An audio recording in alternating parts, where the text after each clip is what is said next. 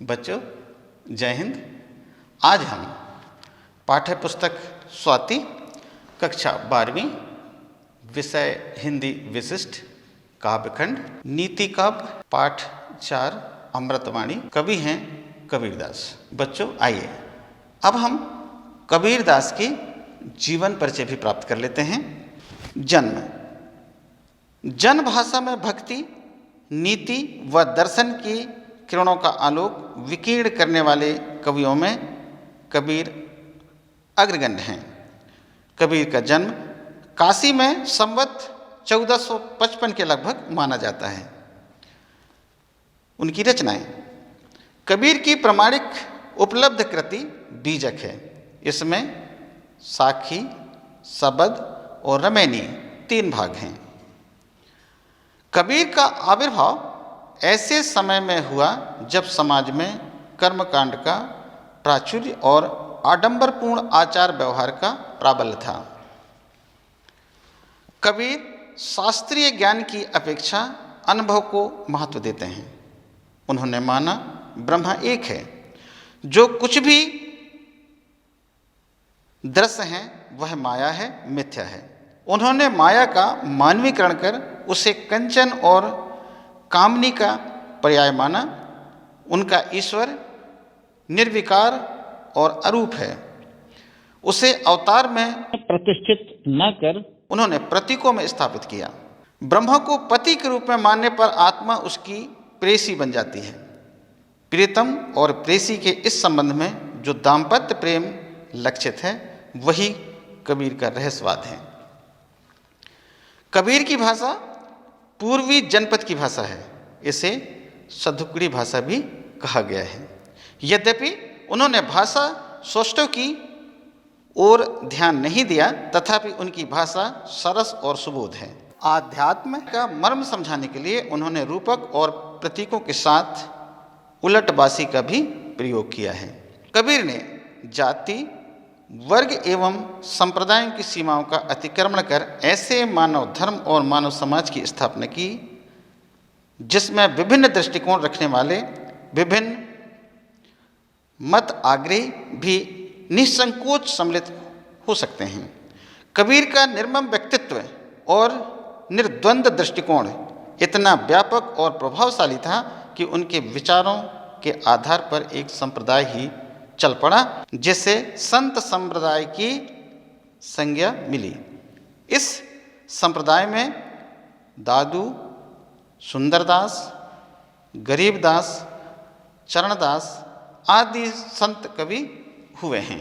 हाँ बच्चों, अब हम केंद्रीय भाव का भी अध्ययन कर लेते हैं। नीति कथन बाल मन पर गहरे संस्कार डालते हैं और वे जीवन में स्थायी बनकर निरंतर दिशा निर्देश की भूमिका का निर्वाह करते हैं।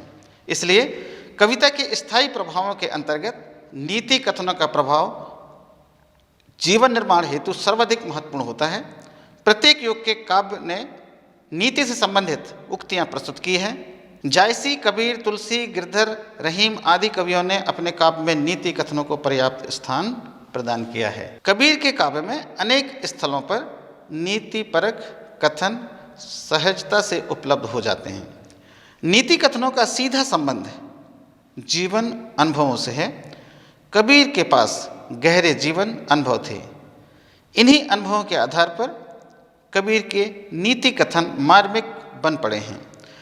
प्रस्तुत काव्यांश में सत्संगति के महत्व को रेखांकित करते हुए शिक्षा और उपदेश के महत्व को प्रतिपादित किया गया है। विभिन्न उपमाओं के माध्यम से सत्संग और कुसंग के भेद को कबीर ने गहराई से स्पष्ट किया है। विचार के अंतर्गत उन्होंने परिस्थितियों के परिवर्तन की ओर संकेत किया है। जो कभी शक्तिशाली होता है वह कभी निर्बल भी हो जाता है, इसलिए शक्तिशाली को अभिमान नहीं करना चाहिए। वाणी की महत्ता को प्रतिपादित करते हुए उन्होंने वाणी संयम को जीवन की उपलब्धि माना है। जो अपनी वाणी पर संयम कर लेते हैं वे सभी जगह सफल होते हैं। उनकी उलटवासियों में भी जीवन के रहस्यमय अनुभव को व्यक्त किया गया है। देखिए प्रिय बच्चों, आइए अब हम कबीरदास द्वारा लिखे गए पदों की व्याख्या करते हैं।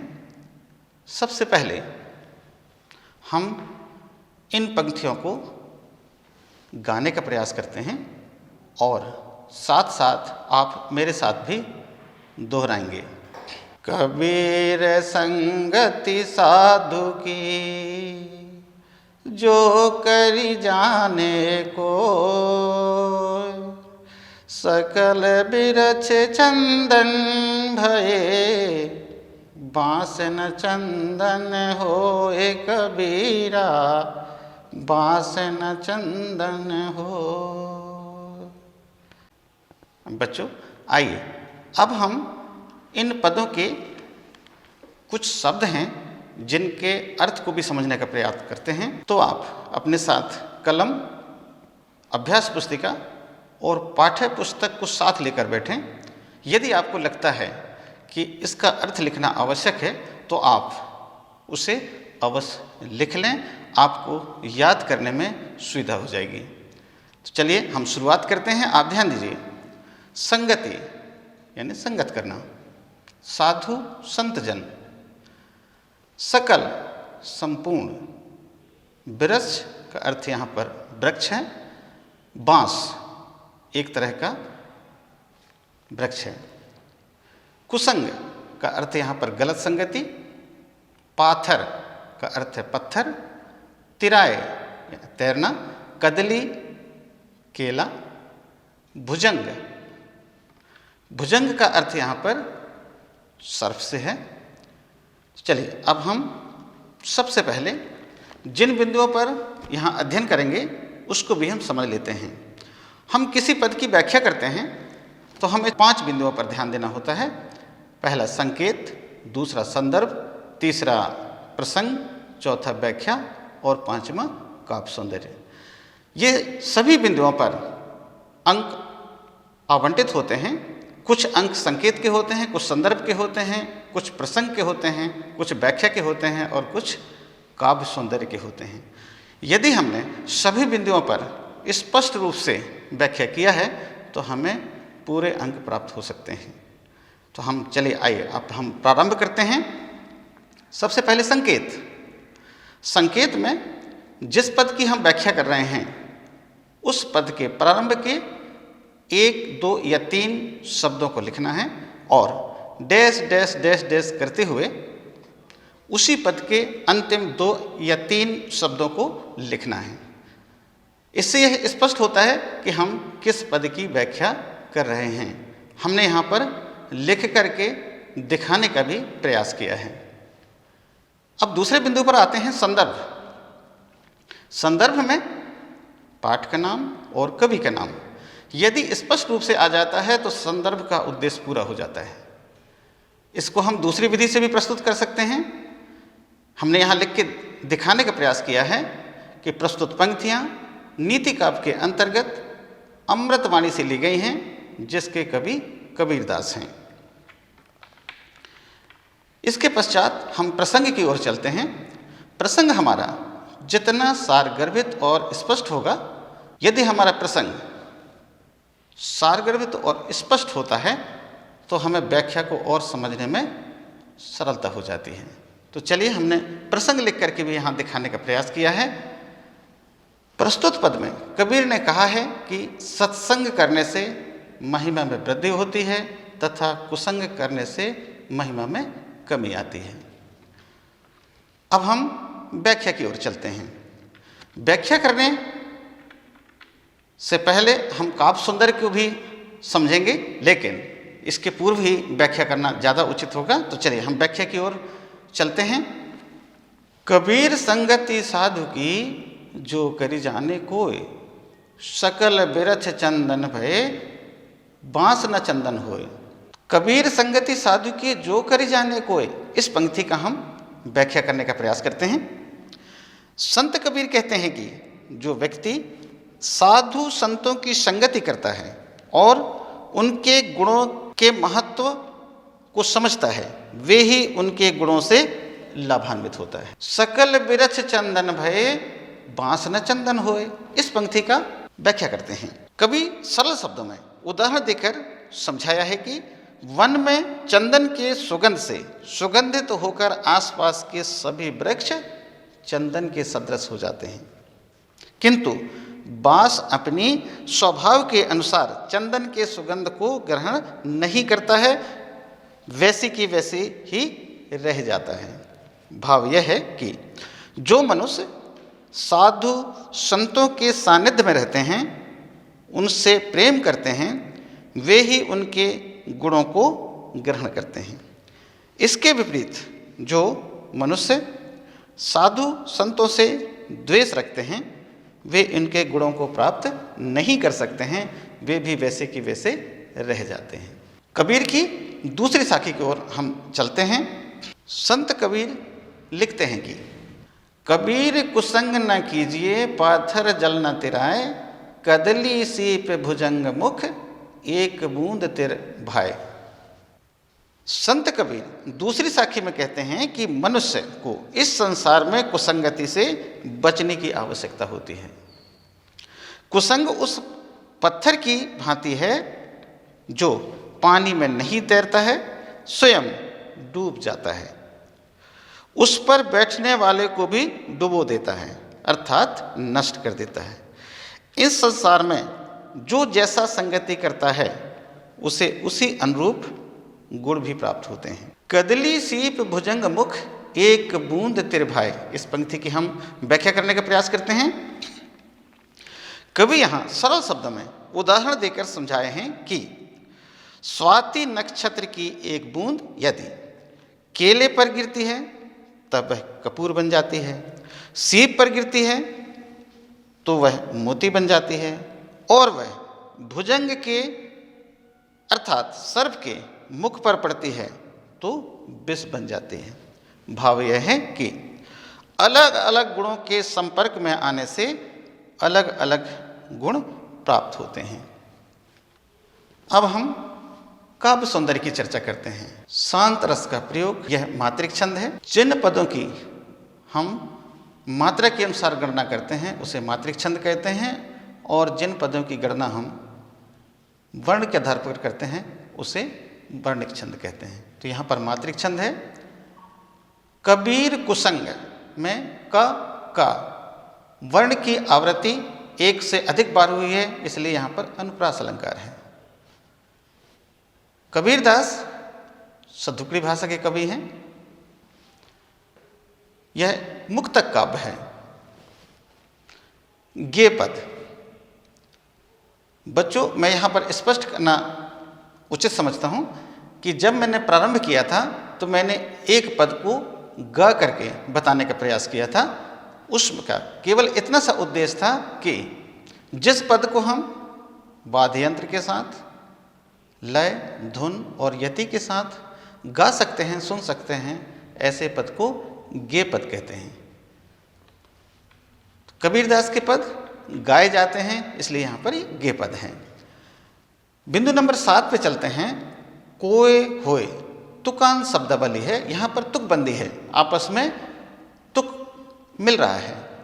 बिंदु नंबर 8, शब्द क्रम तथा वाक्य विन्यास व्यवस्थित हैं।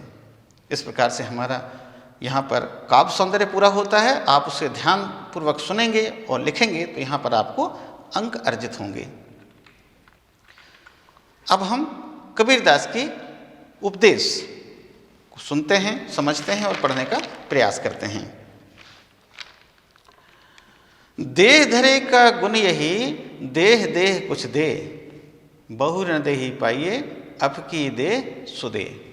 संकेत उसी रूप में लिखना है जिस प्रकार से पहले पद में लिखकर बताने का प्रयास किया है। संदर्भ वही जैसा हमने पहले पद में अध्ययन किया है। हाँ, प्रसंग को अवश्य ध्यान दीजिए। यहाँ कबीरदास ने मानव के रूप में उत्तम शरीर धारण करने पर दान करना ही परमार्थ है। दूसरी साखी में कबीर ने कहा है कि घर में संपत्ति बढ़ जाने पर दान करना ही श्रेष्ठ होता है। आइए अब हम व्याख्या की ओर चलते हैं। देह धरे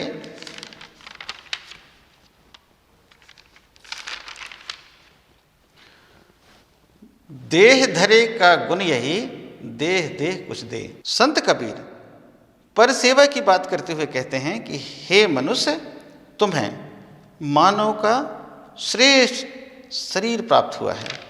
इस उत्तम शरीर के धारण करने का यही उत्तम गुण है कि इस शरीर से जितना अधिक दान कर सकें कर लें। बहुर देहि पाइए अब की देह सुदेश। इसकी पंक्ति को हम समझने का प्रयास करते हैं। मृत्यु के बाद यह शरीर पुनः प्राप्त होगी या नहीं कोई निश्चित नहीं है। शरीर में कर्म करने की शक्ति तथा विचार करने की प्रबल बुद्धि होती है, इसलिए दान करने पर ही यह शरीर सार्थक होकर परमार्थ के मार्ग में प्रशस्त होगी। जो जल बाढ़े नाव में घर में बाढ़े दाम, दो हाथ उलीचिए यही सियानो काम। चलिए इन पंक्तियों का अध्ययन करते हैं। संत कबीर कहते हैं कि यदि घर में अधिक धन बढ़ जाए तो मनुष्य को चाहिए कि उससे सत्कर्म तथा दान करने में खर्च कर देनी चाहिए। संत कबीर इस भाव को और अधिक स्पष्ट करते हुए उदाहरण देते हैं कि जिस प्रकार नाव में पानी भर जाने पर दोनों हाथों से उसे बाहर निकालते रहना चाहिए, ऐसा करने से नाव डूबने से बच सकती है, अर्थात नष्ट नहीं होगी। उसी प्रकार यदि घर में अधिक धन आ जाने पर उसे सत्कर्म तथा दान आदि में खर्च करते रहना चाहिए। ऐसा नहीं करने से वह अपने साथ साथ धन के स्वामी को भी डुबा देता है, अर्थात नष्ट कर देता है। इसके काव्य सौंदर्य को हमने पहले पद में लिखने का प्रयास किया था, बताया था। उसे आधार मानकर इसके काव्य सौंदर्य को भी आप लिखेंगे तो आप बेहतर प्रदर्शन कर सकते हैं। अब हम कबीर दास के विचार की ओर चलते हैं। माटी कहे कुम्हार से क्या तू रोंधे मोही, एक दिन ऐसा होएगा मैं रोंदूंगी तो ही।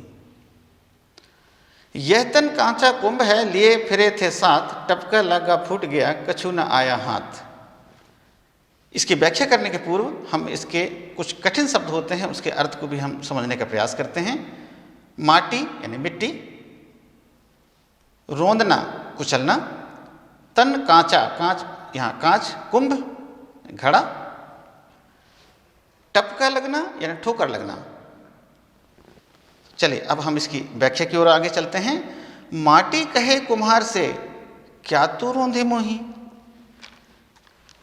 संत कबीर कुम्हार को संकेत करते हुए कहते हैं कि मिट्टी कुम्हार से कहती है कि आज तुम्हारे सुसमय अर्थात अच्छा समय चल रहा है, जिससे तुम मुझे अपने पैरों के नीचे दबाकर कुचल रहे हो, किंतु एक समय मेरे पास भी ऐसे शुभ अवसर आएगा कि मैं तुम्हें अपने पैरों के नीचे दबाकर रोंदूंगी। अर्थात यह पंच तत्व से बनी हुई शरीर मृत्यु के पश्चात मिट्टी में ही विलीन हो जाएगी। भाव यह है कि व्यक्ति के अच्छा अवसर आने पर भी किसी अन्य को प्रताड़ित कुंठित नहीं करनी चाहिए, अन्यथा वह भी उचित अवसर आने पर आपको प्रताड़ित या कुंठित कर सकता है। कबीर की दूसरी साखी की ओर चलते हैं कि यह तन कांचा कुंभ है लिए फिरे थे साथ। इसका अर्थ समझते हैं। संत कबीर कहते हैं कि यह शरीर कांच के घड़े के समान है, जिसे हम साथ लेकर घूमते रहते हैं और उस पर गर्व करते हैं, किंतु टपका लगती ही यह घड़ा फूटकर नष्ट हो जाता है, फिर हाथ में कुछ नहीं बचता है। मानव शरीर के अर्थ में यह शरीर नाशवान है, यह कभी भी मृत्यु के पश्चात नष्ट हो जाएगी। इस पर गर्व करने की आवश्यकता नहीं है। हम संकेत, संदर्भ, प्रसंग की बात हम पूर्व में कर चुके हैं, इसलिए आप उसे लिखने का प्रयास करेंगे, बार बार अध्ययन करेंगे तो और बेहतर प्रदर्शन आप कर सकेंगे। हम चौथी पद की ओर चलते हैं। वाणी शब्द सम्हारे बोलिए, शब्द के हाथ न पाऊं। एक शब्द औषधि करे, एक शब्द करे घाव। इन दोनों पंक्तियों का अर्थ एक साथ समझने का हम प्रयास करते हैं। संत कबीर कहते हैं कि अपनी मुखार बिंद से शब्द अर्थात वाणी को सोच समझकर बाहर निकालनी चाहिए। इस शब्द के हाथ पैर नहीं होते हैं। एक शब्द तो मधुरता लिए हुए होता है जो औषधि का कार्य करता है, वहीं दूसरी शब्द कठोरता लिए होता है जो मनुष्य के शरीर में घाव कर देता है, अर्थात दुख पहुंचाता है। कबीर की दूसरे साखी की ओर चलते हैं हम। जिभ्या जिन बस में करी, तिन बस किए जहान, नहीं तो औगुन उपजे, कही सब संत सुजान। इन दोनों पंक्तियों का एक साथ हम अर्थ को समझने का प्रयास करते हैं।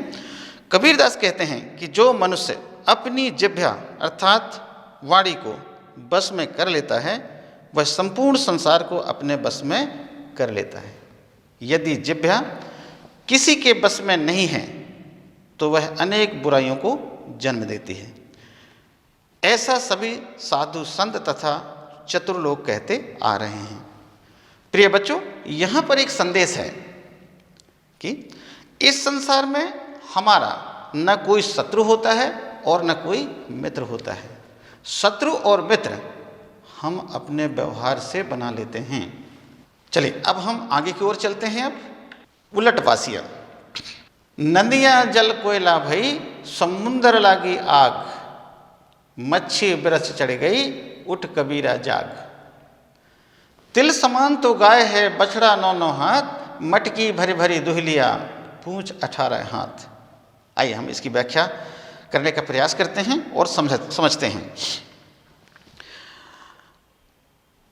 संत कबीर रहस्य की बात करते हैं कि हृदय में जीवन रूपी नदी जलकर कोयला हो गई है, अर्थात सूख गई है।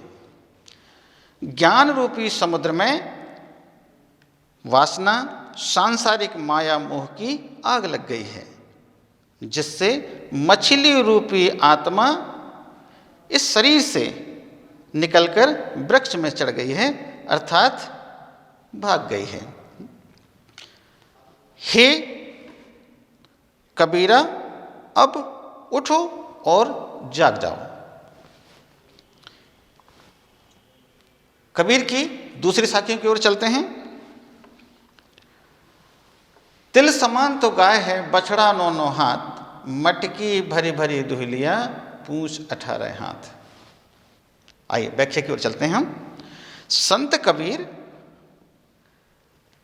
रहस्य को उद्घाटित करते हुए कहते हैं कि इस संसार में माया रूपी गाय बड़ी सूक्ष्म है और उससे उत्पन्न बछड़ा बहुत विशाल है। माया रूपी गाय से मटकी भर भर कर दूध दुह लिया, अर्थात अपनी सभी इच्छाओं की पूर्ति कर लिया है, किंतु उसकी कामना रूपी पूंछ 18 हाथ अर्थात बहुत लंबी है। प्रिय बच्चों, भाव यहाँ यह है कि माया बड़ी सूक्ष्म है लेकिन उसका संसार विशाल है, जो असत्य होते हुए भी सत्य का अनुभव कराती है। हमारी अनेक सांसारिक इच्छाओं की पूर्ति तो हो जाती है, फिर भी हमारी तृष्णा अर्थात इच्छा शेष रह जाती है, इसकी पूर्ति कभी नहीं हो सकती है। प्रिय बच्चों, समय सीमा का बंधन होता है, इसलिए हम एक बार पुनः अभिवादन करते हैं। जय हिंद।